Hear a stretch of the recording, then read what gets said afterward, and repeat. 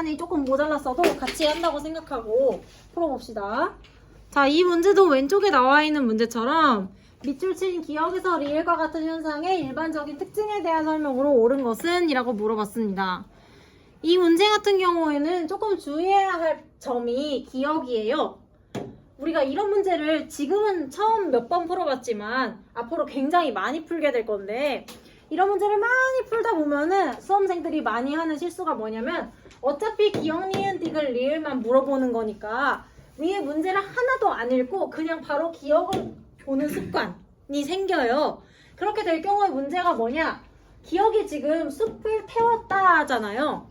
일반적으로 그냥 우리가 아무것도 없이 생각했을 때 숲을 태울 수 있는 주체는 누굴까? 사람이잖아요. 그러니까 대부분의 친구들이 그냥 기억을 보고 아, 이거 사람이네, 사회문화 현상이다 라고 하는 순간 이 문제는 이제 틀린 거예요. 왜 그러냐? 이 문제는 앞에 부분과 같이 읽어줘야 되는데요. 앞에 부분 보시면 최근 갑국에서 발생한 산불은 500만 헥타르가 넘는 숲을 태웠다 라고 했죠. 그러니까 이 숲을 태운 주체는 지금 문장을 보니까 누구예요? 산불이에요. 산불. 그러니까 산불이 숲을 태운 거예요. 그러니까 이것은 사람이 의지와 노력이 들어간 사회문화 현상이 아니라 자연현상이죠. 아니 선생님, 근데 산불을 사람이 냈을 수도 있잖아요 라고 생각할 수 있죠. 그래서 뒷문장을 보시면 됩니다. 전문가들은 이 산불이 기후변화의 산물이라고 분석하고 있다고 했어요. 기후변화의 산물로 인해서 산불 나는 거, 왜 얼마 전에 호주에서 엄청 큰 산불 나가지고 막 코알라 죽고 막 미국 서부에서 산불 나고 그런 거 얘기하는 거예요. 지구온난화 때문에 나는 산불. 그래서 자연현상이죠. 니은 볼게요. 기후변화의 산물이라고 분석했어요. 이건 뭘까? 자연현상, 사회문화현상? 사회문화현상이죠. 인간의 의지와 노력이 들어간 사회문화현상입니다. 디귿 볼게요. 기후변화로 인한 기록적인 고온현상과 유례없는 가뭄이 건조한 땅을 만들었다. 자, 건조한 땅을 만든 주체가 지금 누구예요? 앞에 보면 가뭄과 기록적인 고온현상이죠? 그래서 자연현상이죠. 아, 숨 막혀. 근데 너네 왜 이렇게 대답을 안 하니? 너네 대답 안 할수록 너네가 졸리단다. 자, 어쨌든 리얼 볼게요. 땡땡 연구팀은 온실가스에 대한 과학적인 감시 강화가 필요하다. 감시는 누가 하는 거지? 사람. 그래요. 그래서 이거는 사회문화 현상이다 라고 할 수가 있겠죠. 그래서 순서대로 자사가 됩니다. 1번 볼게요. 기억과 같은 현상은, 기억은 자연현상, 니은과 같은 현상과 달리 니은은 사회문화 현상이죠.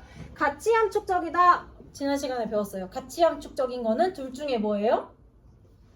사회문화 현상. 그러니까 이거는 거꾸로 쓰여져 있어서 틀렸습니다.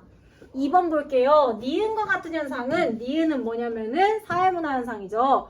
디귿, 자연현상과 달리 당위적인 규범이 반영되어 나타난다. 이거 우리 수업 시간에는 당위성, 당위 법칙을 따른다 라는 말로 배웠었어요. 이거 사회문화 현상이야, 자연현상이야? 사회문화 현상. 그래요. 그래도 뭐 빵긋빵긋 거리네요, 입으로. 사회문화 현상 맞아요. 그러니까 니은 사회문화 현상이었으니까 2번이 정답이 됩니다. 3번 볼게요. 디귿과 같은 현상은, 디귿은 뭐냐면은 자연현상이지, 리을과 같은 현상과 달리 리을은 뭐냐면은 사회문화 현상이죠. 자연현상은 사회문화 현상과 달리 인과관계가 불분명하다. 인과관계가 불분명한 건 둘 중에 뭐였어요? 사회문화 현상. 제가 아이스크림 먹는 예시를 들어드렸죠. 틀렸습니다. 4번 볼게요. 리을과 같은 현상은, 리을은 뭔데? 사회문화 현상. 기억과 같은 현상과 달리 기억은 자연현상이죠. 보편성이 나타난다. 자, 여러분 여기는 하나만 지우면 맞는 말이 되거든요. 뭐를 지워줘야 될까? 맞아요. 달리가 틀렸죠. 보편성은요, 자연현상에서도 나타나고 사회문화 현상에서도 나타나요. 그러니까 달리라는 표현이 틀렸다. 5번 볼게요. 이 5번 때문에 제가 여러분한테 이 문제 풀자고 한 거거든요. 잘 기억해두세요. 자, 5번 문제 볼게요. 기억 디귿과 같은 현상은, 기억 디귿이 뭐냐면은 자연현상이죠. 니은 리을과 같은 현상과 달리 니은 리을과 같은 현상은 뭐냐면은 사회문화 현상이죠. 자연현상은 사회문화 현상과 달리 경험적 자료를 통해 연구할 수 있다. 자, 제가 물결 표시한 경험적 자료를 통해 연구할 수 있냐라는 멘트가 문제에서 자주 나옵니다. 그래서 그거 설명할 거예요.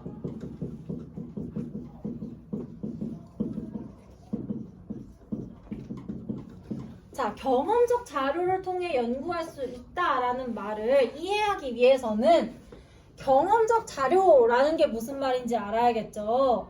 경험적 자료라는 건 말 그대로 연구자가 경험을 통해서 수집할 수 있는 자료를 말해요. 그러니까 자기가 직접 경험을 해서 어떤 자료를 수집해서 그것을 통해서 연구를 할 수 있다면 경험적 자료를 통해 연구할 수 있다라고 할 수 있습니다. 자, 그러면 연구자가 경험을 한다는 건 무슨 말이냐면 쉽게 생각하면 연구자가 직접 눈으로 보거나 아니면 듣거나 뭐 사회문화 현상에선 그럴 일이 많이 없지만 뭐 맛을 본다거나 냄새를 맡는다거나 등등등 자신의 5가지 감각을 동원해서 수집할 수 있는 자료면 다 돼요.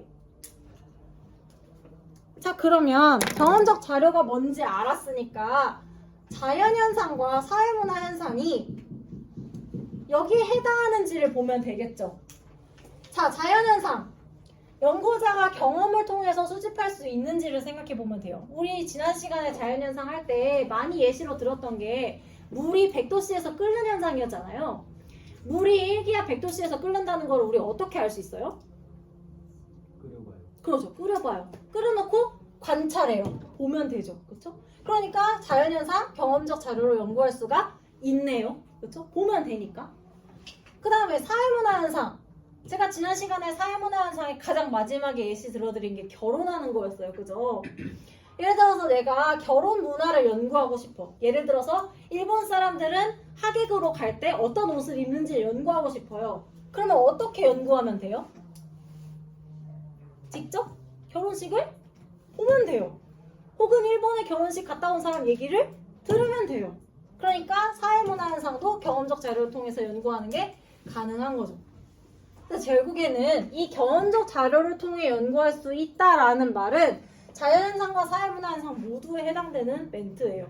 둘이 공통점이 별로 없잖아요. 보편성을 띈다는 것밖에는.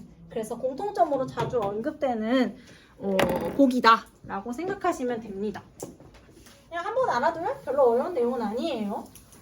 저도 이걸 왜 내는지는 잘 모르겠어요. 어쨌든 공통점이 몇 개 없어서 그런 것 같습니다. 자, 그러면 이제 뭐 지우고요. 우리 수능 특강의 교재로 돌아가서 거시적 관점과 미시적 관점 보도록 할게요. 여러분은 책에 9페이지를 펴시면 될 것 같아요. 자, 아마도 오늘 진도상 거시적 관점과 미시적 관점 여기 있는 거 하고 그 다음에 밑에 보면 기능론 나오잖아요. 기능론에 대해서 설명을 좀 해야 돼요. 그래서 거기 부분 설명하고 그 다음에 마치지 않을까 싶습니다. 자, 사회문화 현상을 바라보는 관점 먼저 할게요. 우리가 방금 전까지 배운 내용은 뭐냐면 사회문화 현상이라는 게 뭐냐? 의미를 배웠죠. 사회문화 현상이 뭐지? 그러면 이제부터 배우는 거는 사회문화 현상이라는 것을 바라보는 여러 가지 관점이 있는데 그 관점에 대해서 배울 겁니다. 여러분이 앞에 보는 것처럼 사회문화 현상을 바라보는 관점은 크게 2가지로 나누어요. 거시적 관점과 미시적 관점. 거시적 관점과 미시적 관점은 뜻풀이를 하고 나서 이제 설명을 해드릴 거예요. 자, 먼저 거시적 관점이라는 관점이 나오는데 얘는 지금 한자어예요. 거시라는 거는. 이 시자가 무슨 시자냐면요. 볼 시자거든요. 본다는 거죠. 시력 검사할 때 그 시자예요. 이 거자는 무슨 거자냐면요. 거로 시작하는 단어를 생각해 보면 돼요. 거인, 거대하다 할 때 거자거든요. 그럼 이 거자는 무슨 거자일까? 거인은 어떤 사람이야? 큰 사람. 그래서 클 거자예요. 그러니까 거시적 관점이라는 것은 세상, 사회문화 현상을 크게 보는 관점이라고 볼 수가 있겠죠. 일단 뭔지는 모르겠으나 말의 의미 자체는 크게 본다 라는 거죠. 반면에 미시적 관점은요. 이것도 한자어죠. 시자는 볼 시자 똑같습니다. 그럼 거시적 관점이 크게 보는 거니까 미자는 무슨 미자일까? 찍어봐요. 그래, 작다. 현미경 작은 것을 보는 물체죠. 그 다음에 우리 오늘 아침에도 날아다녔지만 미세먼지, 엄청 작은 먼지잖아요. 그때 미자예요. 작을 미자입니다. 그러니까 미시적 관점이라는 거는 작게 보는 관점을 미시적 관점이라고 하는 거죠. 그냥 말뜻만 보자면. 그러면 크게 보는 것과 작게 보는 것이 무슨 의미인지를 알아야 될 거 아니에요. 그게 뭐냐? 도식 하나가 있으면 해결되는데요. 사회 문화 현상, 특히 사회 구조에 대해서 관심을 가지고 있단 말이죠. 사회를 연구하는 사람들은. 사회라는 게 뭐냐? 그리고 이 안에는 여기를 살아가고 있는 개인들이 있어요. 그 사회 안에 개인들이 사는 걸 이렇게 도식으로 표현을 한 거죠. 그러면 크게 보는 관점, 즉 거시적 관점은 이 사회 전체에 대해서 관심을 가질까요? 아니면 여기 한 사람 한 사람 개인에 대해서 관심을 가질까요? 크게 보는 거니까? 그렇죠. 그래서 이 거시적 관점이라는 것은 사회 구조에 관심을 가지는 관점이다. 아이고. 라고 생각하시면 됩니다. 일단은 제가 좀 이따 설명해 드릴 거예요. 정확히 무슨 말인지는. 반면에 그러면 미시적 관점은 사회 전체가 아니라 사회 안에 있는 개인 한 사람 한 사람의 관심이 있는 관점이라고 볼 수가 있죠. 그래서 미시적 관점은 구조가 아니라 개인의 관심을 가지는 관점이다. 크게 본다는 것과 작게 본다는 것은 이런 의미입니다. 그러면 사회 구조, 이 거시적 관점을 지향하는 사람들이 개인이 아니라 구조에 관심을 갖는 이유가 분명히 있을 거예요. 그 이유에 대해서 설명해 드릴게요. 이 거시적 관점을 지지하는 사람들은요, 개인이라는 한 사람 한 사람은 사회 구조의 영향을 받아서 행동을 한다 라고 생각을 해요. 무슨 말이냐? 여러분은 자기가 행동하는 게 내 마음대로 행동하는 거라고 생각할 수 있어요. 그러나 아닌 경우가 많거든요. 예를 들면 여러분 오늘 아침에 몇 시에 일어났어요?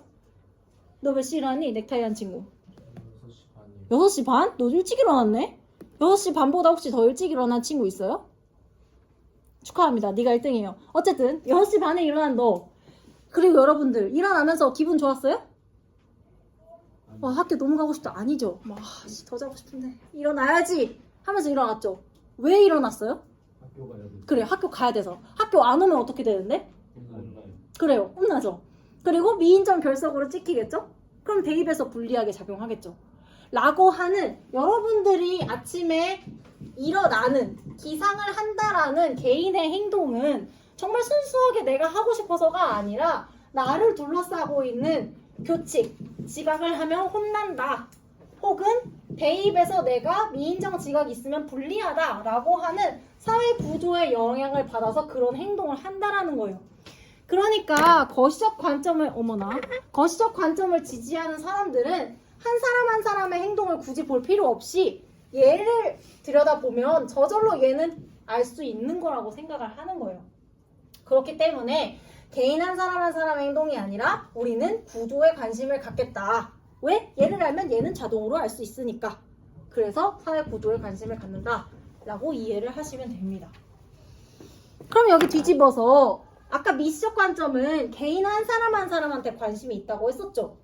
그러면 미시적 관점을 지지하는 사람들은 거시적 관점을 지지하는 사람들이 강조하는 개인이 사회 구조에 영향을 받아서 행동한다는 이 말에 동의할까요? 안 할까요? 안 하죠. 개인들은 구조의 영향을 받아서 행동하기보다는 개인 한 사람 한 사람이 스스로 생각하고 판단해서 행동한다고 봐요. 그래서 이 미시적 관점을 지지하는 사람들은 굉장히 능동적이고 자율적인 주체로 개인 한 사람 한 사람을 생각해요. 그래서 개인에 관심이 많은 거예요. 구조보다는. 내가 생각해서 판단하고 행동한다고 보기 때문에. 자, 그래서 거시적 관점과 미시적 관점에 대한 설명은 다 했습니다. 자, 우리 책으로 한번 다시 정리해 볼게요. 거시적 관점 봅시다. 사회문화 현상을 이해할 때 사회 구조나 제도 등 개개인의 행위를 초월한 사회 체계에 초점을 맞추는 관점으로 기능론과 갈등론이 이에 해당한다. 우리가 오늘 배우는 기능론 그리고 다음 시간에 배우는 갈등론은 둘 다 사회 구조에 관심을 갖는 입장이에요. 자, 그 다음에 미시적 관점 볼게요. 사회문화 현상을 이해할 때 일상생활에서 이루어지는 개인 간 상호작용이나 개개인의 주관적인 세계에 초점을 맞추는 관점으로 상징적 상호작용론이 이에 해당한다. 아니 선생님 설명할 때는 개인한테 관심이 있어요 라고 간단하게 설명해놓고 여기 엄청 긴데요? 이거는 상징적 상호작용론 할 때 어차피 나올 거예요. 그래서 지금은 그냥 미시적 관점은 개인한테 관심이 있어 라고만 생각해두고 디테일한 내용은 상징적 상호작용론 다음 시간에 할 거예요. 그때 이제 배울 거니까 너무 걱정 안 하셔도 됩니다. 자, 그래서 거시미시 다 했습니다. 이제 기능론에 대해서 설명을 할 거예요. 기능론도 필기를 해야 되는 내용이 좀 많이 있거든요. 그래서 종이가 필요할 거예요. 필기를 할 공간이요. 여기다가 바로 하기엔 여긴 굉장히 자리가 없거든요. 그래서 혹시 종이가 필요한 사람 있을까요? 나 필기할 공간 필요하다. 이면지 필요한 사람. 손 드세요. 이면지 필요한 사람. 네, 이쪽부터 갈게요. 자, 혹시 이쪽 없어요? 여기 없어요. 네. 그 다음 혹시 여기 줄 이면지 필요한 사람. 네, 둘. 여기는 이면지 필요한 사람. 하나. 네. 제가 여러 번 말씀드렸지만 1단원에서는 필기를 해야 될 일이 좀 많이 있어요. 그래서 이렇게 제가 몇 시간 물론 드릴 건데 이렇게 해놓으면 자기가 정리하기가 힘들거든요. 막 잃어버릴 수도 있고. 그래서 노트가 있으면 좋습니다. 어쨌든 간. 자, 이제 기능론으로 가봅시다. 선생님. 네. 자리에서 노트 갖고 와도 좀. 네, 그러세요. 네, 괜찮아요. 그 정도의 자율성은. 잘 나오나? 잘 나오네, 기능론. 자, 기능론 볼게요. 일단 우리 좀 전에 기능론 잠깐 나왔었죠? 뭐 할 때 나왔어요? 거시적 관점 할 때 나왔죠. 그래서 이 기능론도 개인보다는 사회 구조에 대해서 관심이 많은 거시적 관점에 속하는 이론이에요. 땡땡거려 이거 시끄럽게. 아무튼 그렇습니다. 개인보다는 사회 구조에 관심이 많아요. 특히나 기능론이 관심을 가지는 것은 사회라는 것은 어떻게 이렇게 늘 잘 돌아갈까에 관심이 많아요. 그래서 기능론은 사회라는 것이 어떻게 생겼는지, 왜 잘 돌아가는지에 대해서 설명을 하는데 한마디로 줄이면 기능론의 사회를 바라보는 관점은 이렇게 정리할 수 있어요. 사회는 각 부분으로 이루어져 있고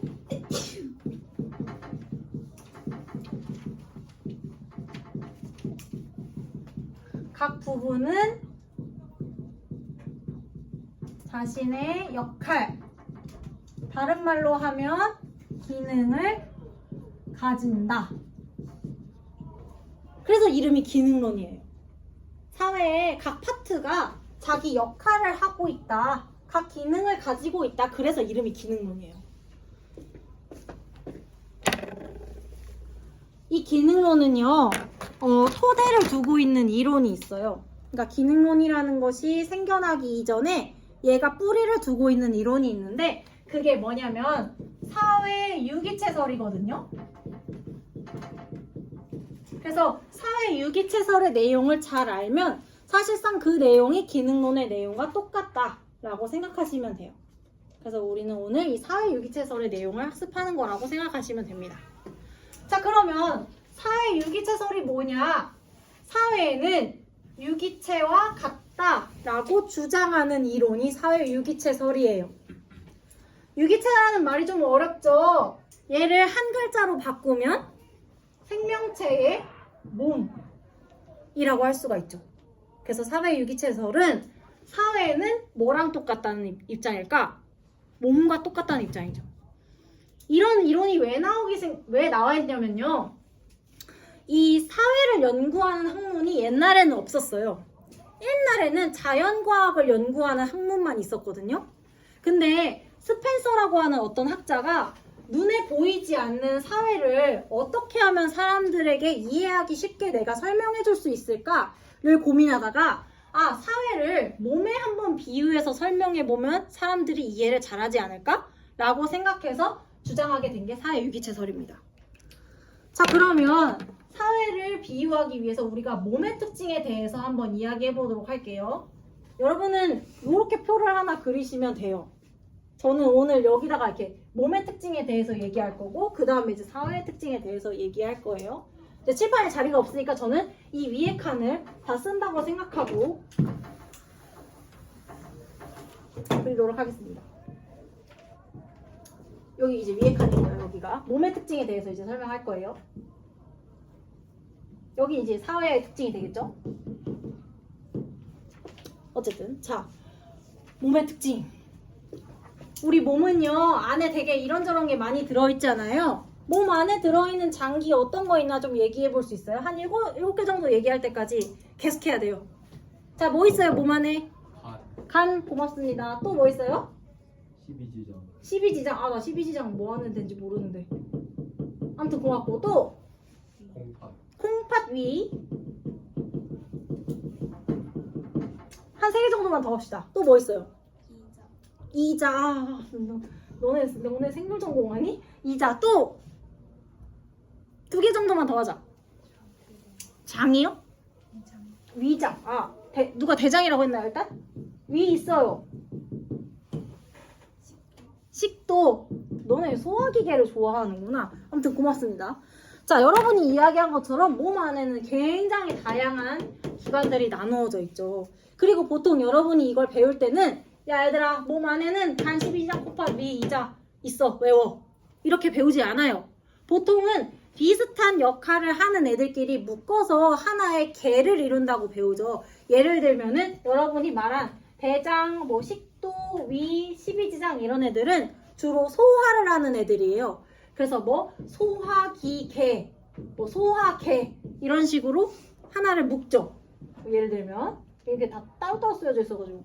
그 다음에 또 예를 들어 콩팥 이야기 했는데요. 얘는 콩팥이랑 방광 이런 애들을 같이 묶어가지고 뭐 배설계 이런 식으로 묶죠. 이런 것처럼 몸은 파트로 나누어져 있어요.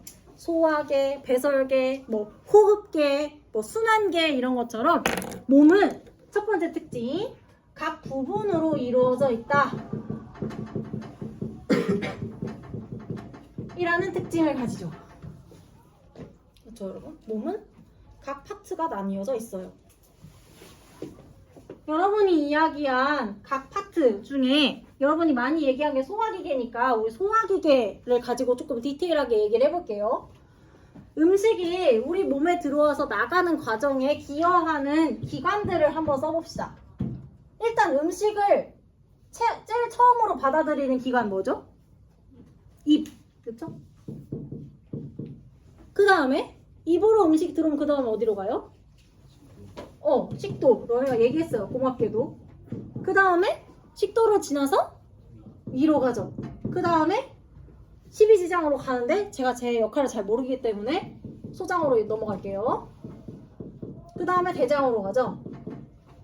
그 다음에 이제 항문을 통해서 변기로 가겠죠. 이거 심심해서 쓴 거 아니에요, 여러분. 자, 이 각각의 부분들은요, 다 자기가 하는 일이 있습니다. 그쵸? 입이 하는 일은 뭐예요? 음식을 씹어요. 그쵸? 우리는 그것을 저작 운동을 한다라고 표현해요. 잘 얘기했고. 식도가 하는 일은 뭐지? 그래, 삼켜서 얘 넘겨주는 역할을 하죠. 위로 전달을 해주는 거죠. 연동운동인지 뭔지를 통해서. 그 다음에 위가 하는 일은? 그래요. 뭐라고 하는지는 잘 모르겠지만 아마도 소화효소 분비라고 말씀하신 것 같아요. 고맙습니다. 그 다음에 소장이 하는 일은? 흉털에서 뭐 해요? 영양소를 흡수하죠? 빨리빨리 해야 돼요, 여기. 그 다음에 대장 수분 흡수하죠? 그쵸? 그래서 응가를 만드는 거죠. 제가 빨간색으로 쓴 게 다 뭐예요? 각각 기관들의 하는 역할이죠. 그렇죠. 그래서 두 번째, 몸의 특징이에요. 각 부분은 각자 자신의 역할, 다른 말로 하면 기능을 가지고 있어요. 그쵸? 각자 자기가 하는 일이 있다. 참고로 이거 번호가 한 4번까지 갑니다. 세 번째. 그리고 이 각 부분들은요, 서로 관계가 있어요. 어떤 관계가 있냐? 예를 들면, 입이 일을 잘 해줘야 식도도 일을 잘 할 수가 있고요. 식도에서 잘 삼켜줘야 위에서 소화 요소를 분비할 수가 있죠. 예를 들면 여러분이 사과를 먹는데 통사과를 안 썰고 그냥 씹지도 않고 그냥 삼켜요. 그럼 그게 넘어가겠어요? 안 넘어가겠죠. 그럼 말이 안 되잖아요. 사과는 이만한데 우리 식도 이만한데 안 넘어가겠죠. 그러니까 얘가 안 씹어주면 얘는 일을 할 수가 없어요. 그쵸? 그 다음에 식도에서 삼켜주지 못하면은 위에서 소화효소가 분비되면 위가 쓰리겠죠. 그래서 식도가 일을 잘 못하면은 위도 일을 못해요. 그래서 앞에 애가 잘해줘야 다음에도 그 다음에도 일을 서로 잘할 수 있는 관계인데, 이렇게 서로 의지하는 관계라고 해서 우리는 그것을 뭐라고 표현하냐? 각 부분 간의 관계는 서로 의지하는 관계다라고 해서 상호 의존적이다 라고 표현을 합니다. 상호 의존적. 약간 같이 팀플을 하는 그런 관계인 거죠. 우리 조별과제 할 때도 내가 발표하기로 했는데 PPT 만드는 애가 PPT 안 만들어 오면 발표 못 하잖아요. 서로 그런 관계라는 거죠. 네 번째. 우리 몸이 각 부분으로 나누어지고 걔네가 각자 역할을 하고 그 관계가 상호 의존적이라는 이 1번부터 3번까지의 특징이 있잖아요. 방금 전까지 배운 1번부터 3번까지의 특징을 통해서, 말이 길어지니까 을 통해서 궁극적으로 추구하는 목적이 뭘까? 이렇게 해서 얻어지는 게 뭐예요? 유기체가 건강한 상태를 유지하는 거죠. 그죠? 얘네가 일을 열심히 해서 궁극적으로 추구하는 건 내가 건강한 거잖아요. 그래서 이 과정을 통해서 유기체는 조화와 균형 상태를 유지한다 라고 표현을 할 수가 있습니다. 제가 말은 항상 건강하죠 라고 쉽게 해놓고 필기는 지금 조화와 균형을 유지한다 라는 어려운 표현을 썼는데요. 이 조화와 균형이라는 표현은 기능론에서 자주 사용하는 표현이에요. 항상 좋은 컨디션을 유지한다, 뭐 안정된 상태를 유지한다, 뭐 그런 거랑 똑같은 얘기입니다. 그래서 우리가 이걸 생물 시간에는 이라고 부르죠. 혹시 배우셨나요? 유기체가 늘 건강해. 항상성이라는 성질로 배우죠. 내가 잠깐 아플 수는 있어요. 그렇다고 평생 아픈 게 아니죠. 다시 건강한 상태로 되돌아온다. 그래서 항상성이라고 표현합니다. 저도 지금 주말에 손가락 다쳐가지고 손가락이 좀 그렇네요. 밴드 붙였거든요. 근데 이게 한 번 배웠다고 평생 배워있는 상태가 아니죠. 나중에 낫는단 말이에요. 이거를 다른 말로 시험 출제할 때 또 뭐라고도 표현하냐면요. 일시적 병리, 여기 얘랑 같은 말인데 조금 위치가 좀 그러네. 아무튼 병리 현상이다 라고도 표현해요. 그러니까 다 같은 말이에요. 얘랑 이 일시적 병리 현상이라는 거는 이 말을 뒤집어서 생각해 보면 돼요. 유기체는 아플 수 있지만은 곧 건강한 상태로 돌아온다고 했잖아요. 그러니까 아프다는 것은 잠깐 아픈 거예요. 그쵸? 그 잠깐 아프다를 이렇게 어렵게 일시적 병리 현상이라고 표현한답니다. 이 병리 현상이라는 건 뭐냐면요. 이 병자가 병자예요. 병원 할 때 병자예요. 병리 현상이라는 건 그러니까 아프다는 뜻이에요. 그러니까 아픈 것은 일시적이다. 즉 금방 다시 건강한 상태로 돌아온다. 같은 말이라고 생각하시면 됩니다. 이게 이제 유기체의 4가지 특징이죠. 그리고 이러한 유기체의 4가지 특징을 누구도 똑같이 갖는다? 사회도 똑같이 갖는다. 그게 사회 유기체 설이죠. 그래서 저는 지금 이게 자리가 없어서 이렇게 나눠놨지만 여러분은 그 사회 자리에다가 또 사회를 표현을 해주시면 됩니다. 필기는 재활용으로 좀 할게요. 어차피 내용이 같아서. 이 사회라는 것도 유기체와 똑같이 생겼다라고 본다고 했잖아요. 예를 들어서 사회도 각 부분으로 이루어져 있어요. 예를 들면 여러분이 이해할 수 있도록 여러분이 오늘 어디서 왔어요? 집에서 왔죠? 예를 들면 사회라는 것은 가정이라고 하는 하나의 부분이 있다라는 거죠. 그리고 여러분이 앉아있는 학교도 사회의 한 구성 요소가 될 수 있겠죠. 그리고 여러분이 학교를 졸업하면 회사에 들어가겠죠. 이 회사도 사회의 한 부분이 될 수 있겠죠. 뭐 그 다음에 또 조금 더 심화해서 보자면 뭐 정치의 영역이나 뭐 경제나 뭐 언론이나 이런 식으로 다양한 요소들로 사회가 이루어져 있다라고 해석을 해볼 수가 있다라는 거죠. 기능론자들은요. 그래서 1번 똑같죠. 사회는 각 부분으로 이루어진다. 2번. 아까 유기체 특징 2번이 각 부분은 각자 역할을 가진다 였잖아요. 사회도 마찬가지예요. 사회의 각 부분들은 각자 자기가 하는 일이 있습니다. 예를 들면 가정, 집이 하는 일이 뭔가 생각해 볼까요? 여러분 집에서 뭐 배웠어요? 예를 들면 여러분이 배가 아파요. 지금 응가가 마려워. 그럼 어떻게 해야 돼요? 뭐 그 심각하게 보고 있어. 어떻게 해야 돼? 배 아프면 어디 가야 돼요? 화장실 가야 되잖아요. 그쵸? 그거 어디서 배웠어요? 집에서 배웠잖아요. 그러한 기초적인 사회화를 하죠. 예를 들면 가정에서는 말하는 것도 가정에서 배우죠. 대부분의 사람들이. 그런 것들이 가정의 역할이죠. 학교도 자기 역할이 있죠. 예를 들면 전문적인 지식을 가르치죠. 지금 여러분이 배우고 있는 사회문화처럼. 그쵸? 그리고 우리 학교에서는 규칙을 준수하는 사회인이 되도록 가르치죠. 뭐 아주 디테일한 규칙을 만들어서 학교에 올 때는 이것만 입어야 된다. 몇 시까지 와야 된다. 그런 것들을 학교에서 배우는 거죠. 예를 들면. 그런 식으로 각자 다 역할이 있어요. 뭐 회사는 경제를, 그러니까 돈을 버는 역할을 할 거고 뭐 등등등 자기 일이 있어요. 그래서 각 부분은 각자 역할을 가져요. 똑같아요. 3번. 각 부분 간의 관계는 상호 의존적이라고 했잖아요. 유기체가. 사회도 똑같죠. 아까 가정의 역할이 기초적 사회화라고 했죠. 배가 아프면 화장실에 가서 똥을 싸야 한다 라는 걸 집에서 배워요. 근데 만약에 여러분 30명이 다 집에서 이걸 못 배운 상태로 학교를 왔다고 칩시다. 그럼 여러분은 배가 아플 때마다 앉은 자리에서 똥을 싸겠죠. 그러면 수업을 제대로 할 수가 없겠죠. 그러니까 가정에서 교육이 잘 안 되면은 학교도 제대로 작동할 수가 없는 거죠.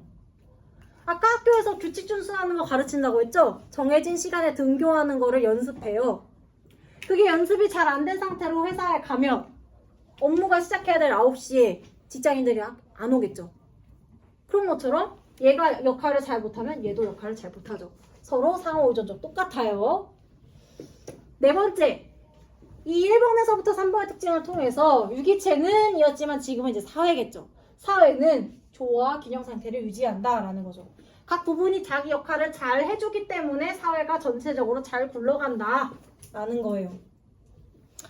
그 다음에 여기는 5번이 있습니다.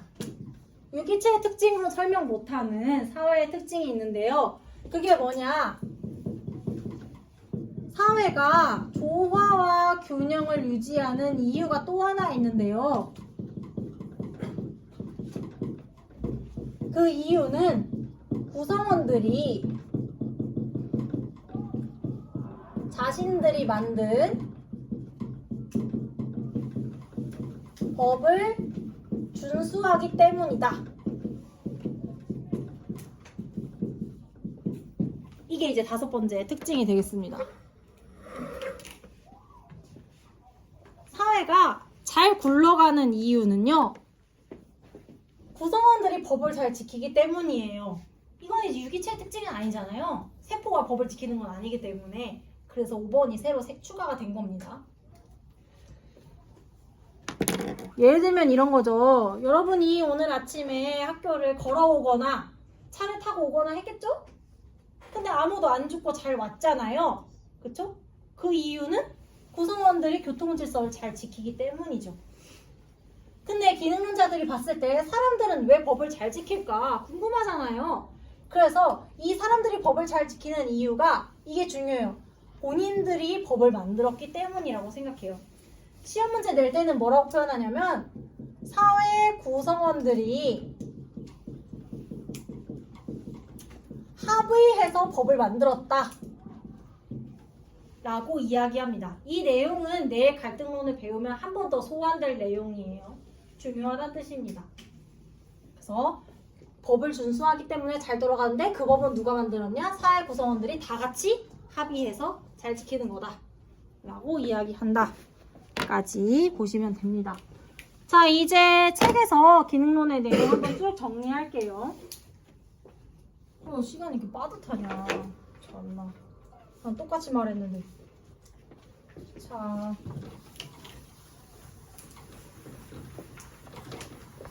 책으로 정리합시다. 책으로.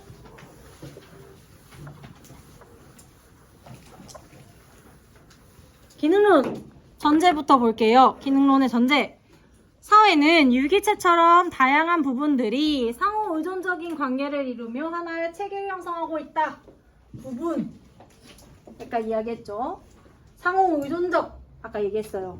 핵심 주장 볼게요. 첫 번째, 사회는 본질적으로 조화 균형을 이루고 있다. 유기체는 항상 건강한 상태인 것처럼 사회도 항상 좋은 컨디션을 유지하고 있어요. 그래서 일시적으로 불안정한 상태가 발생하더라도 이게 아까 말씀드렸던 일시적 병리 현상 이야기죠. 잠깐 아플 수 있다는 거예요. 사회도. 사회가 아프다는 건 무슨 말이겠어요? 사회에 뭔가 문제가 있거나 사회가 지금 상태에서 변동을 할 수도 있지만 그것은 굉장히 작고 일시적인 문제다라는 거예요. 그래서 사회는 스스로 조화 균형을 회복할 수 있는 힘을 지니고 있습니다. 다시 균형 상태를, 건강한 상태를 회복할 수 있다. 두 번째 볼게요. 사회를 이루는 구성 요소들은 사회 속의 한 부분으로서 각기 서로 다른 기능을 담당하고 그러한 기능을 수행함으로써 궁극적으로는 사회의 안정과 질서가 유지된다. 우리 장기들이 열심히 일을 하는 이유는 건강하기 위해서다. 똑같은 얘기. 세 번째 볼게요. 사회 규범이나 사회제도 등이 수행하는 역할은 사회 전체의 합의가 반영된 것이다. 마지막에 했던 말씀이죠. 법이라고 하는 사회 규범과 제도는 결국에는 구성원 전체가 합의해서 만든 거다. 그리고 그 법을 잘 지키기 때문에 전체 사회의 통합과 존속, 질서 유지가 된다. 자, 의의 볼게요. 기능론으로 설명하기에 좋은 사회 현상은 뭐냐? 당연히 사회가 잘 돌아가는 이유에 대해서 설명을 하기가 좋겠죠. 그래서 사회 안정이 유지되고 통합이 이루어지는 현상, 사회가 잘 돌아가는 부분을 이해하는 데 유용하다. 여기가 중요하죠. 한계. 기능론으로 설명이 불가능한 부분 혹은 기능론이 비판받는 부분이에요. 첫 번째, 사회 안정과 합의를 지나치게 강조하기 때문에 사회에서 일어나는 갈등을 간과한다. 그러니까 분명히 사회는 잘 돌아가지 않는 부분이 있어요. 서로 갈등을 하거나 사회 문제가 발생하거나 그런 게 분명히 있는데 그 부분에는 별로 관심이 없어요. 기능론자들은. 그다음에 두 번째, 이게 아마 좀 어려울 수도 있습니다. 현존하는 사회를 이상적으로 보기 때문에 기존의 질서나 권력관계 유지에 기여하는 보수적 관점이다. 자, 여기 멘트가 자주 나오는 멘트인데 조금 어려울 수 있어요. 현존하는 사회가 이상적이다 라는 표현은요, 무슨 말이냐? 현존한다는 건 뭐냐면은 지금 존재하는 이라는 뜻이에요. 그래서 현재 사회의 상태를 이상적으로 본다, 좋은 상태라고 본다는 거죠. 기능론은 기본적으로 지금의 사회는 조화롭고 균형되어 있는 상태, 건강한 상태라고 본다고 했잖아요. 그쵸?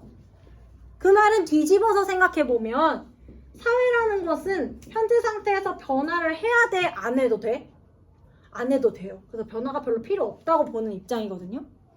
그러한 기능론의 사상은 보수적 관점을 가진 사람들과 비슷하다는 거예요. 우리 보수 한자어인데 이 보자가 보호하다 할 때 보자고요. 숫자가 지킬 숫자예요. 그러니까 보호하고 지킨다는 거죠. 뭘 보호하고 지키냐? 현재의 사회 질서를.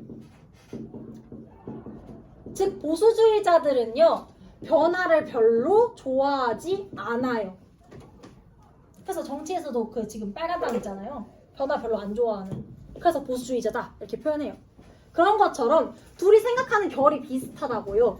그래서 기능론자들이 보수주의자야 라고 비판을 많이 받습니다. 까지 하고요. 다음 시간에 문제풀이가 아니고 갈등론 설명할게요. 갈등론 고생하셨습니다.